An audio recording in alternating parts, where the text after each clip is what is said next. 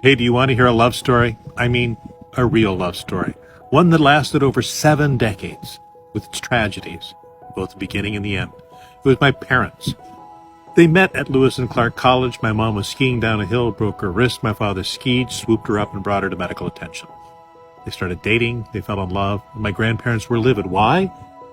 Because my father was Indian. Athabasca, dark skin, dark eyes, raised in an orphanage. My grandparents were proper Norwegian immigrants that had made money during the Depression.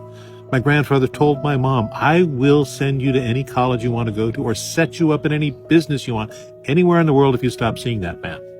That didn't go well. So he moved my mom to Brooklyn to live with relatives, hoping she'd forget about my dad. She didn't. And my dad raised money with his friends in college and brought her back and set my mom up at a boarding home where people were that had helped raise my dad in the orphanage. They continued seeing each other.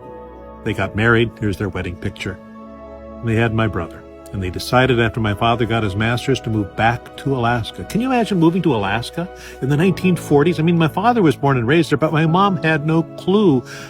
But my mom was awesome, and she adapted and was so in love that she just went there. And here's a picture of my mom. She was pretty amazing. My mom kept encouraging my dad. My mom and my dad felt that each other was the most intelligent person they'd ever met. My mom told my dad to go back and get his doctorate, and he did, became the first Alaska native to get a doctorate. They saw tragedy. They raised 4 boys. I'm the youngest. I know it explains a lot.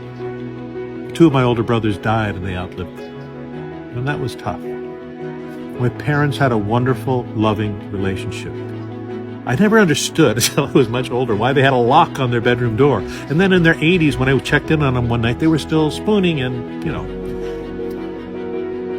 when my parents would dance, I heard this from other people as time went on. People would go away off the dance floor there in Ketchikan to watch them dance because they were better than Fred and Ginger. And then they would ask my parents to sing because both of them had amazing singing voices. They retired after my father had a severe heart attack. Moved to Oregon, reconnected with her gang at Lewis and Clark College, and were going to live their lives there until tragedy struck again. My mother developed vascular dementia and had to be institutionalized, but my father saw her every single day, without fail. The woman who had encouraged him and was so intelligent still loved him. They would still walk together, talk together, sometimes sing together. They still loved each other. Until my mother died a year ago. That, my friends, is a love story.